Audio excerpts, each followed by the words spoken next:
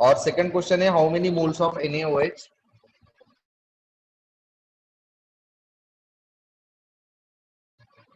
Moles of NaOH are contained in 27 are in 27 ml of 0.15 normal NaOH solution.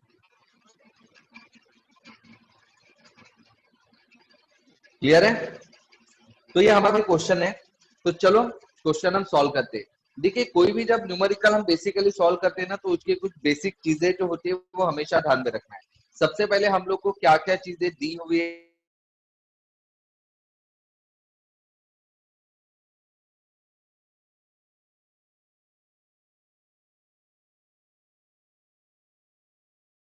that one?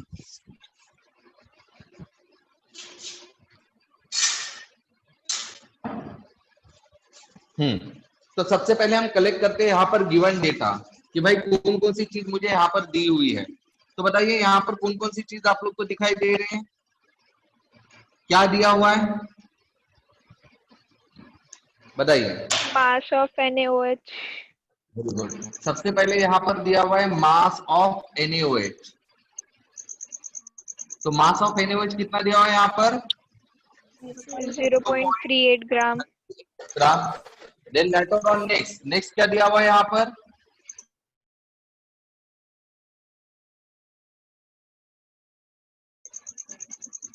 ये क्या होगा? Volume of solution हो जाएगा। और वॉल्यूशन ऑफ सॉल्यूशन कितना दिया हुआ है?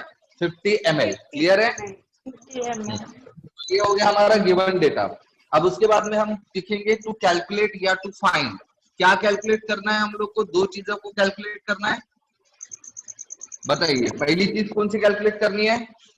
Molarity of resulting solution. Molarity.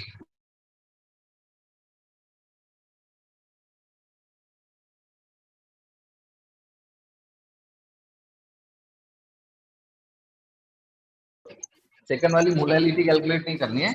Second वाली चीज क्या calculate? Moles of NaOH which is present in 27 ml of 0.15 normal NaOH। अच्छा ये वाली चीज आपके लिए कंफ्यूजन हो गई होंगी, है ना? बराबर है? मैंने ध्यान नहीं दिया था कि यहाँ पर नॉर्मेलिटी वाली भी चीज आ गई है।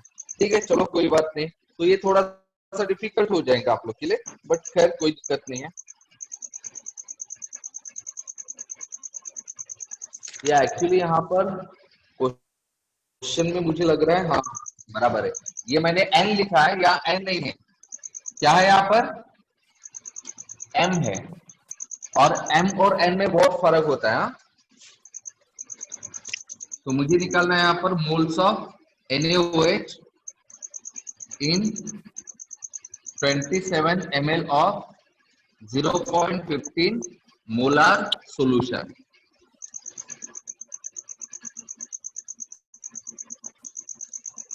ठीक है डन। तो हम लोग को ये दो चीजें निकालनी है। तो चलो अभी हम यहाँ पर कैलकुलेशन स्टार्ट कर लेते हैं। कैलकुलेशन के पहले हम लोग यहाँ पर फॉर्मूले लिखेंगे कि भाई यहाँ पर मुझे कौन सा फॉर्मूला यूज करना पड़ेगा। ठीक है तो बताओ सबसे पहले मुझे क्या निकालना है? मोलैरिटी। मोलैरिटी। तो मोलैरिटी का फॉर्मूला पता है आपको? क्या है मोलैरिटी का formula? Capital M equals to number of moles number divided of by volume. Volume of solution. ये 1000 लिखेंगे क्योंकि वॉल्यूम मुझे किस में दिया हुआ है? ml में दिया हुआ है। बराबर है। बट यहाँ पर दिक्कत ये है कि मुझे यहाँ पर मास ऑफ NaOH दिया है। तो यहाँ पर मैं N2 की जगह क्या एक और फॉर्मूला यूज कर सकता हूँ। कौन सा रहता है वो? W2 into 1000 divided by M2 into V। M2 into V in ml। बराबर है?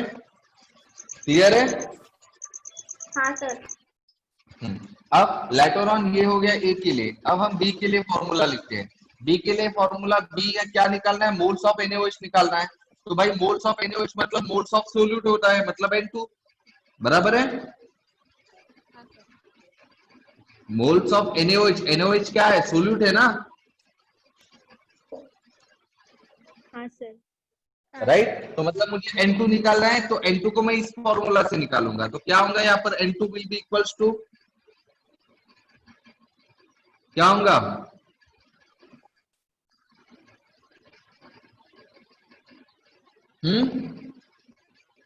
सही है भाई। इससे मैंने ये वाला फॉर्मूला डिराइव किया है। N2 मुझे निकालना है, तो V इधर आ जाएगा M के साइड में, मतलब M multiplied by V in ml हो जाएगा, और ये 1000 इनके नीचे आ जाएगा, मतलब डिवाइडेड बाई 1000 हो गया। क्लियर है, समझ में आ गया। हाँ सर। गुड। तो अब हम करते हैं इनकी कैलकुलेशंस, ठीक है। तो भाई कैलकुलेशंस तो बड़ी आसान है, कोई दिक्कत ही नहीं होनी चाहिए। ओके, तो चलो पहले हम करते हैं A के लिए कैलकुलेशन। तो A के लिए वापस एक बार हम फॉर्मूला लिख लेते हैं, M equals to W2 multiplied by 1000 divided by M2 multiplied by V into ml। चलो वैल्यूज डालते हैं। W2 मतलब, W2 का मतलब क्या होता है, मास ऑफ सोल्यूट। सोल्यूट, और यहाँ पर सोल्यूट कौन है, NaOH। NaOH is the solute. तो मास ऑफ NaOH कितना दिया हुआ है, 0.38। 0.38 gram multiplied by 1000 divided by M2। M2 का मतलब क्या होता है, मास ऑफ सोल्यूट। M2 मतलब मास क्या, moles. Number of moles. Moles. अरे M2 बोल रहा हूँ, M2 molecular mass of molecular mass of solute. तो भाई NaOH का मॉलिक्यूलर मास कितना होता है, NaOH का मॉलिक्यूलर मास बताइए। Na का मास 23, ऑक्सीजन का मास 16, हाइड्रोजन 40 का ग्राम। मास 1, कितना होता है 40 ग्राम, बराबर है। तो यहाँ पर हम लिख लेंगे 40 ग्राम पर मोल। ओके, अब सॉल्व कर लेते हैं, तो चलो इसको सॉल्व करो अभी और आंसर निकालो, कितना आंसर आ जाएगा इसका, 0.194। 1.9 into 10 to the power minus 0.19। 4. 0.19। Volume नहीं लेगा ना, वॉल्यूम कितना है,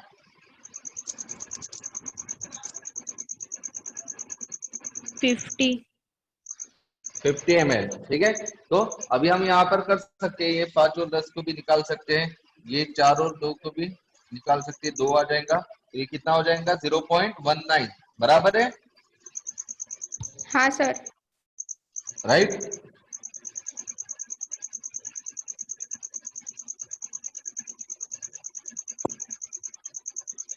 ओके, तो ये हमारा आंसर आ जाएगा 0.19 मोल पर ml, राइट।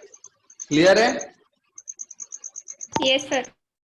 हाँ। और ध्यान दीजिए, ये जो यूनिट होता है मोल्स पर ml, हाँ, इसको ही हम इस तरह से भी लिख सकते हैं, सिंपली मोलार, कैपिटल N, मतलब जो सिंबल होता है ना मोलारिटी का, वो भी आप लिख सकते हो। इसका मीनिंग ही होता है मोलार, समझ में आ रहा है, जो कि यूनिट होता है मोलारिटी का।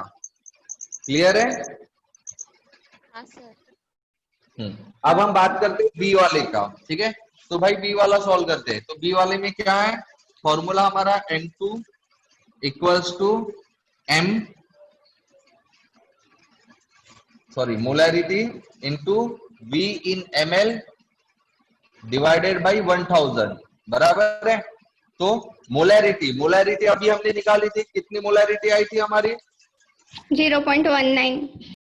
0.19, तो वो मोलैरिटी हम लोग डाल देंगे 0.19 into V volume in ml। तो यहाँ पर देखिए मोल्स ऑफ NaOH निकालने कितने ml में, कितने ml में निकालने, 27। यहाँ पर वॉल्यूम लूंगा 27 ml डिवाइडेड बाई 1000। ओके, तो चलो नाउ सॉलिड, और देखो आंसर कितना आ रहा है,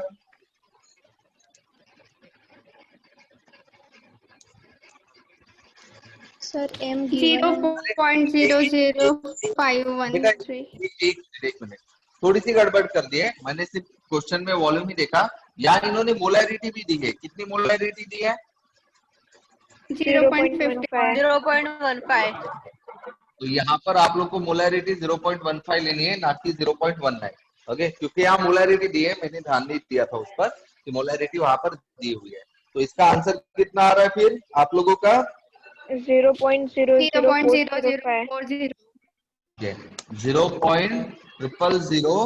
0.0004 Sir, मोल। 00. डबल है या ट्रिपल है? 0.00405. 0004 है ना? 0.0004। ओके,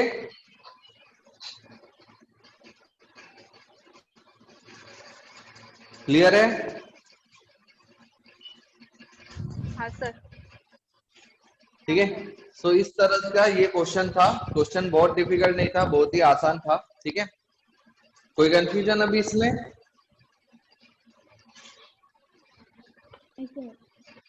ओके, ठीक है, तो चलो अभी हम आगे बढ़ते हैं। कल हम लोगों ने मोलैरिटी और मोलैलिटी के बारे में बात की थी।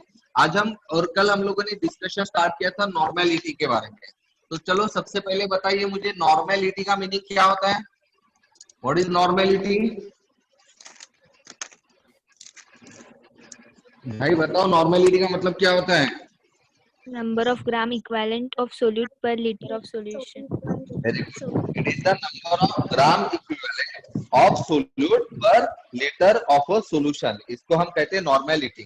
तो नॉर्मेलिटी का जो सिंबल होता है वो होता है कैपिटल N, राइट? और इसका जो फॉर्मूला बनेगा फिर क्या बनेगा? Number of gram equivalent of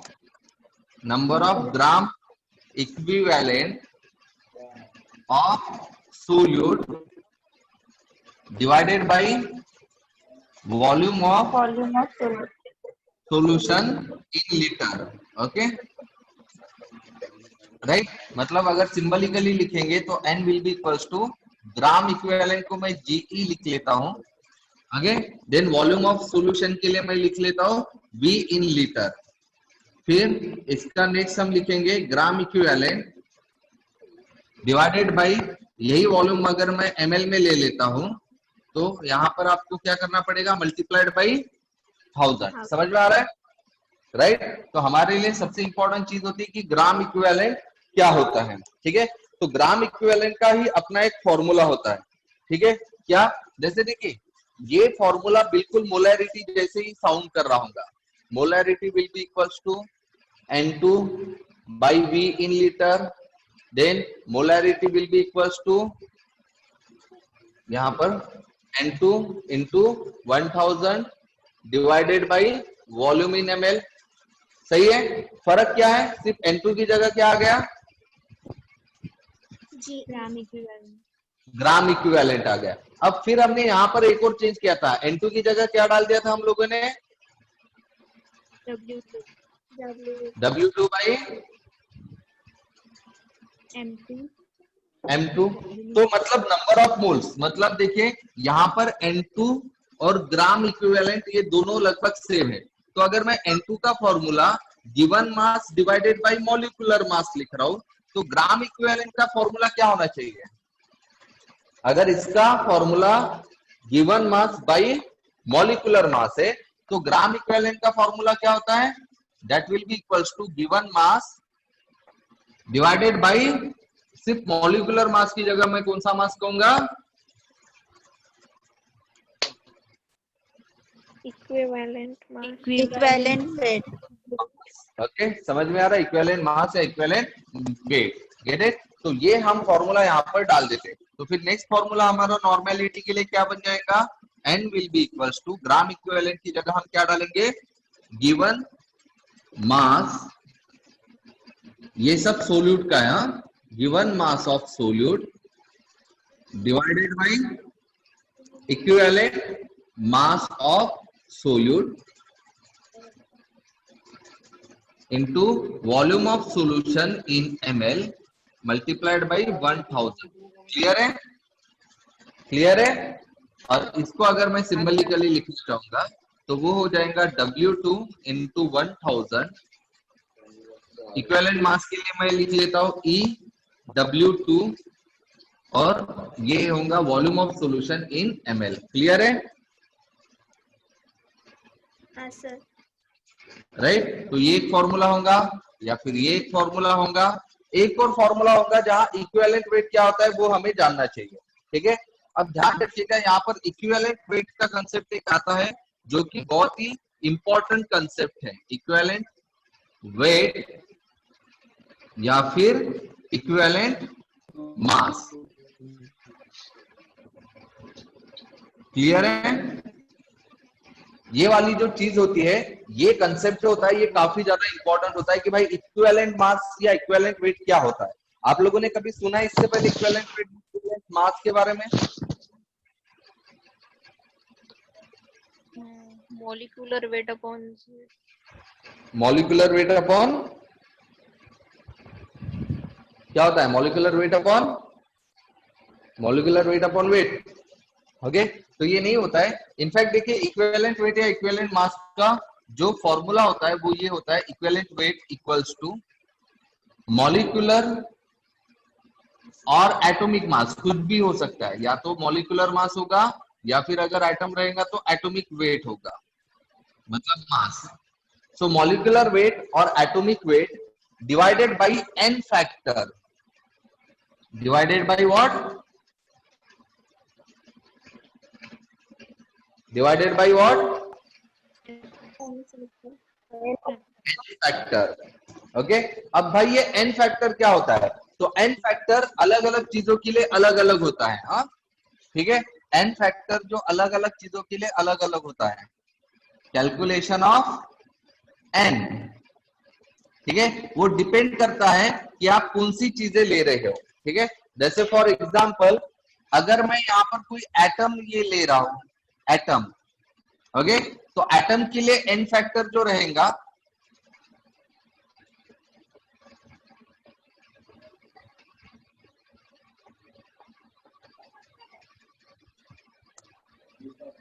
तो नंबर 1 अगर मैं एटम ले लेता हूं तो एटम के लिए जो n फैक्टर रहेगा वो रहेगा उसकी वैलेंसी। क्या रहेंगे? उसकी वैलेंसी।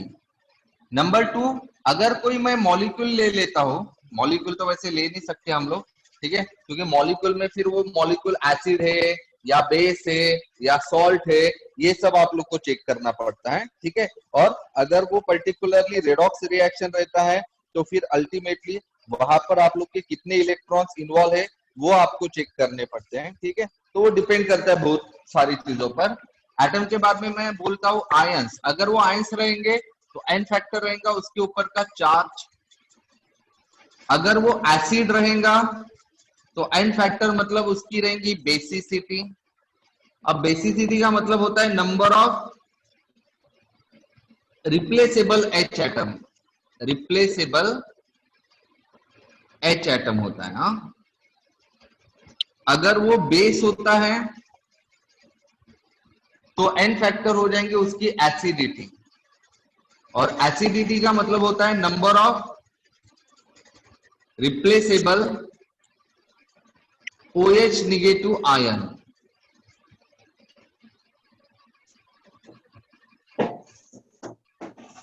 ठीक है, देन अगर आप लोगों का कंपाउंड सॉल्ट होता है तो सॉल्ट पर जो आप लोगों का n फैक्टर हो जाएगा वो रहेगा उसके ऊपर के चार्जेस, चार्ज ऑन इट। ठीक है, देन अगर आप लोगों का कंपाउंड या कोई भी चीज जो होती है वो अगर आप लोगों की रेडॉक्स रिएक्शन होती है, कोई पर्टिकुलरली रेडॉक्स रिएक्शन,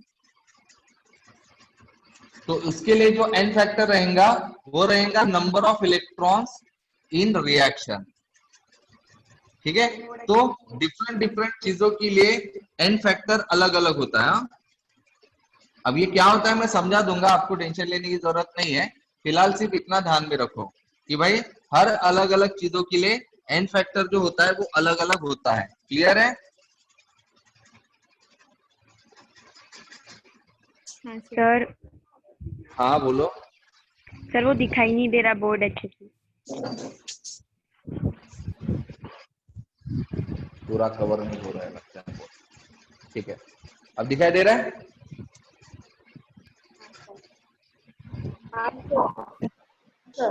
ठीक है, तो अब जैसे हम देखते हैं कि भाई इन हर चीजों से हम जरा इक्विवेलेंट वेट को कैलकुलेट करने की कोशिश करते हैं।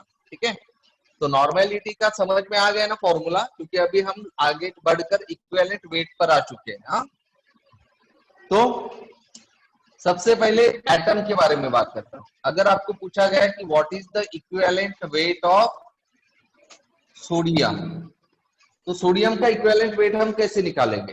तो आपको फॉर्मूला पता होना चाहिए था। क्या फॉर्मूला था equivalent weight equals to? Molecular और atomic weight divide by n factor.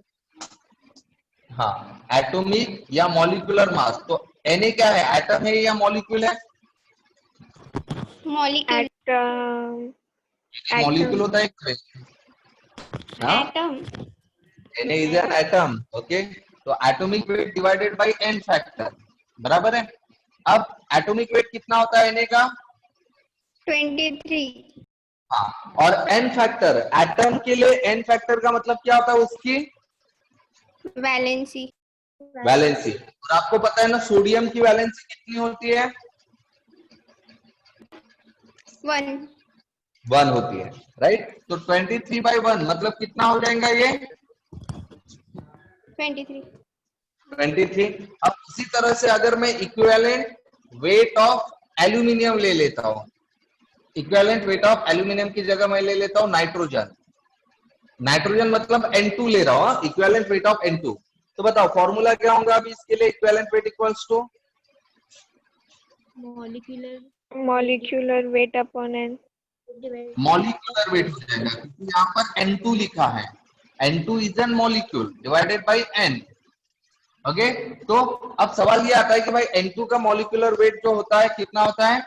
28 होता है। 14। 14 एक n का होता है ना, लेकिन यहाँ कितने n है? हाँ 2। 2। लेकिन सवाल ये आता है कि अभी इसके नीचे मैं कैसे रख दूंगा, बराबर है। तो ध्यान में रखिएगा, भले ही यहाँ पर आपको इक्विवेलेंट वेट ऑफ नाइट्रोजन लिखा है तो आप N2 नहीं लिखेंगे, भले ही नाइट्रोजन जो होता है वो N2 के फॉर्म में ही एग्जिस्ट करता है, बट इक्विवेलेंट वेट निकालते टाइम आप जिस फॉर्म में प्रेजेंट है वो वाला फॉर्म नहीं लिखेंगे, बल्कि आप सिंपली n ही कंसिडर करेंगे। तो n मतलब मैं यहाँ पर कौन सा वेट ले लूंगा? Atomic weight. ओके, अब जैसे कि आप लोगों को पता है एटम के लिए n फैक्टर का मतलब उसकी वैलेंसी होती है। नाइट्रोजन की वैलेंसी कितनी होती है? 14। वैलेंसी नाइट्रोजन की कौन से ग्रुप में आता है नाइट्रोजन?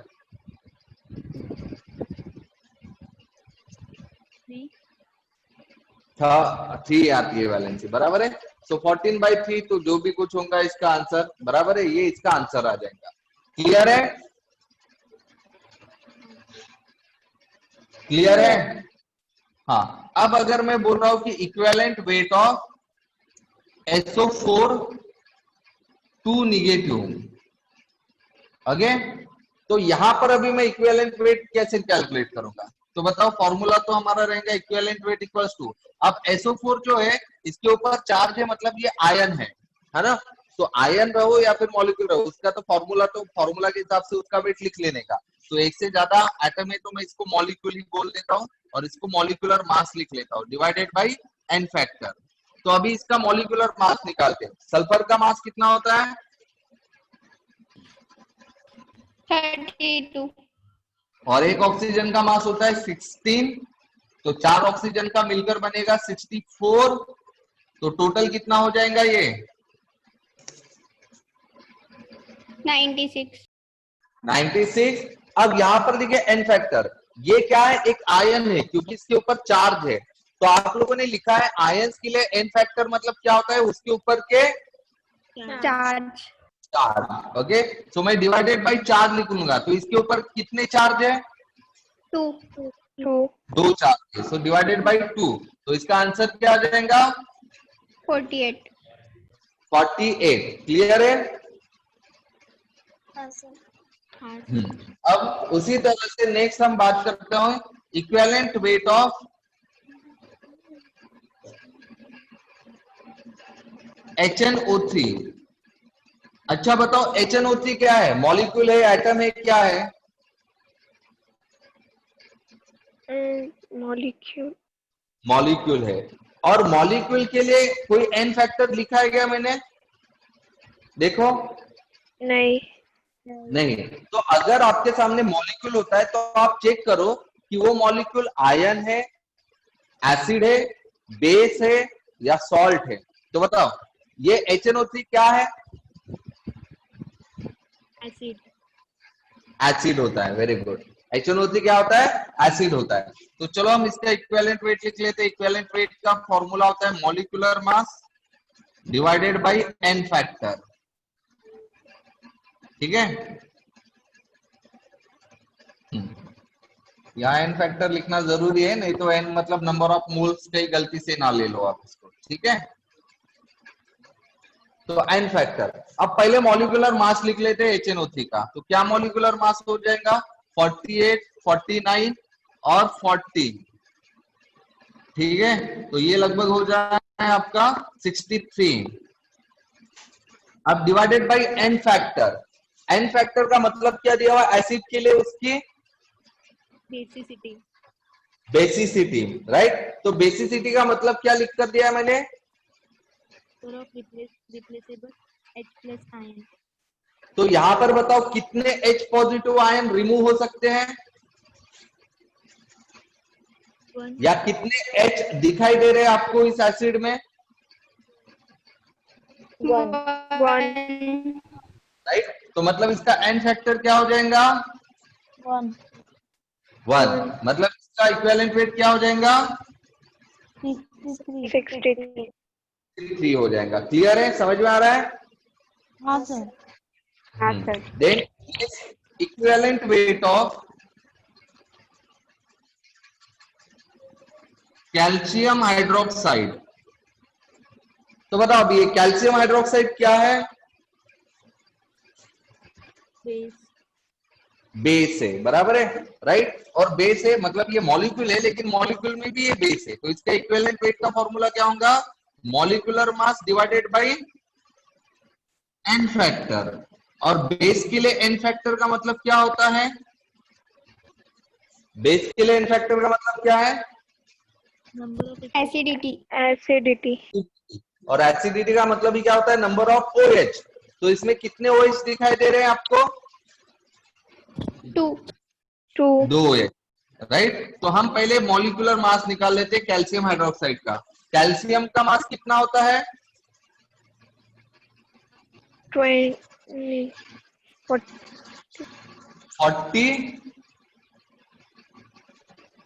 बराबर है। और हाइड्रोजन का 1 और ऑक्सीजन का 16 मतलब 17, और 17/2 मतलब 34। तो इसका टोटल मास कितना हो रहा है लगभग हमारा? 74। और इक्विवेलेंट वेट क्या हो जाएगा फिर? 74/2। ओके, क्लियर है? क्लियर है? Then next equivalent weight of Na2SO4। तो भाई बताओ ये क्या है? ये एसिड है, बेस है या सॉल्ट है? This one is a salt. ध्यान में रखना, एसिड, बेस या सॉल्ट को आइडेंटिफाई करना बहुत ही आसान होता है। एसिड वो रहेगा जिसमें H रहेगा, बेस वो रहेगा जिसमें OH रहेगा ही रहेगा, और सॉल्ट वो रहेगा जिसमें ना H रहेगा और ना ही OH रहेगा। समझ में आ रहा है? ओके, तो इसका भी फॉर्मूला वही होगा, that is the equivalent weight equals to molecular mass divided by n factor. अब सबसे पहले हम मॉलिक्यूलर मास निकाल लेंगे इसका। ठीक है, SO4 का मास हमने जब ही निकाला था कितना निकाला था? 96 का निकाला था। और एक Na का मास 23 होता है, मतलब 2 Na का मास कितना हो जाएगा? 46। दोनों को ऐड कर लेंगे तो यहाँ पर कितना हो जाएगा? 142। बराबर है? क्लियर है? तो ये हो गया इसका molecular mass, that is 142। Divided by n factor. अब n फैक्टर का मतलब क्या होता है सॉल्ट के लिए, बताओ क्या होता है सॉल्ट के लिए? चार्जेस। बताओ यहाँ चार्जेस दिखाई दे रहे क्या आप लोगों को? नहीं। नहीं। तो फिर चार्ज कैसे निकालेंगे? तो चार्ज निकालने का सिंपल तरीका ये होता है कि ये जो कंपाउंड होता है इसको दो पार्ट में डिवाइड करो। दो पार्ट कौन से बनेगा? एक पार्ट में क्या बचेगा इसका Na2Na और दूसरा पार्ट SO4 Na दो टाइम से बराबर है। अब आपको पता है ना Na के ऊपर कितना चार्ज होता है? Na के ऊपर पॉजिटिव पॉजिटिव चार्ज होता है। और कितना पॉजिटिव चार्ज होता है? Simply 1 one positive. तो दो Na मिलकर कितने पॉजिटिव चार्ज हो गए? 2 positive. SO4 के ऊपर कौन से चार्ज होते हैं? दो Negative. ये मतलब चार्ज कितने लेंगे हम? 4. दो ले लेंगे बराबर है। तो ये इसका आंसर हो जाएगा। क्लियर है? नहीं सर. क्लियर नहीं है तो मतलब चार्ज निकालने ना कोई एक चार्ज ले लो, या तो पॉजिटिव ले लो या तो निगेटिव ले लो, दोनों मतलब 2+2 चार्ज नहीं करना है, कोई एक ही चार्ज, आइदर पॉजिटिव और निगेटिव। क्लियर है? हाँ सर. हाँ सर। ओके डन हो गया, समझ में आ गया ना? हाँ सर। हाँ गुड। तो ये होता है हमारा इक्विवेलेंट, सॉरी नॉर्मेलिटी। इक्विवेलेंट के साथ साथ यहाँ पूरा नॉर्मेलिटी खत्म हो जाता है। ठीक है, तो ध्यान में रखना नॉर्मेलिटी निकालने के लिए इक्विवेलेंट मास पता होना बहुत जरूरी है। समझे ना? समझे ना? नॉर्मेलिटी का एक्चुअल फॉर्मूला क्या है बताइए? Normality equals to gram equivalent number of gram equivalent of solute divided by volume of solution. फिर नंबर ऑफ ग्राम इक्विवेलेंट का फॉर्मूला क्या था?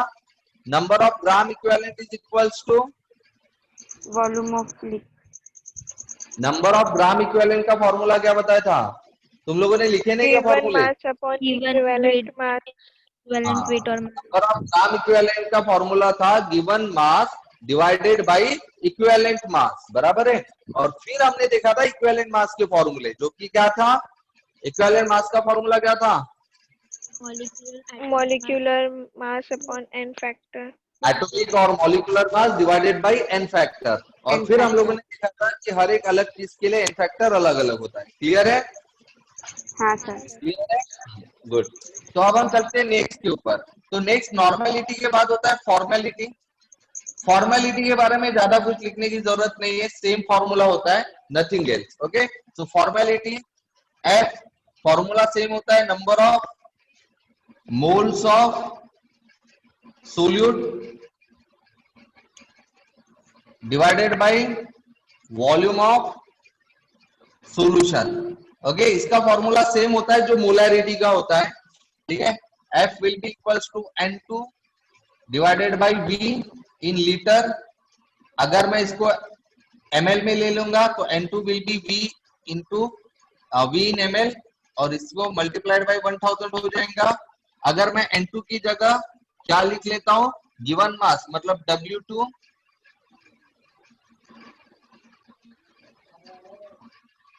समझ में आ रहा है ना? तो वही फॉर्मूलेज होते हैं जो हम लोगों ने मोलैरिटी के लिए देखे थे। That is nothing difference. Got it? Yes got it? फिर इसके बाद में हमारा जो नेक्स्ट फॉर्मूला था वो था परसेंट बाय मास और वेट। ठीक है, तो इसका फॉर्मूला क्या होता है? तो इसका फॉर्मूला होता है percent W by W is equals to mass of solute in gram divided by mass of solution that's also in gram multiplied by 100। Okay done. तो यहां पर सिंबलिकली हम लिख लेते हैं सो मास ऑफ सोल्यूट मतलब W2 लिख लेता हूं, मास ऑफ सॉल्यूशन का मतलब मैं W लिख लेता हूं। ओके, और ध्यान में रखना ये सब ग्राम में है। यहाँ W के लिए भी हम एक फॉर्मूला यूज कर सकते हैं। देखिए W का मतलब क्या होता है, मास ऑफ सॉल्यूशन, बराबर है। सॉल्यूशन किससे बना हुआ रहता है भाई, Solute and solvent. Solute and solvent, मतलब मास ऑफ सॉल्यूशन मतलब mass of solute plus mass of solvent होगा, बराबर है ना? हाँ सर। राइट, तो मास ऑफ सॉल्वेंट के लिए हम सिंबल W1 लिखते हैं और मास ऑफ सोल्यूट के लिए W2 लिख लेते हैं। तो इसीलिए यहाँ पर ये भी फॉर्मूला हो जाएगा W1 प्लस W2। क्लियर है? हाँ सर। राइट, तो ये हो जाता है हमारा परसेंट बाई मास और परसेंट बाई वेट का फॉर्मूला। ओके, अब वैसे ही नेक्स्ट जो था वो था परसेंट बाई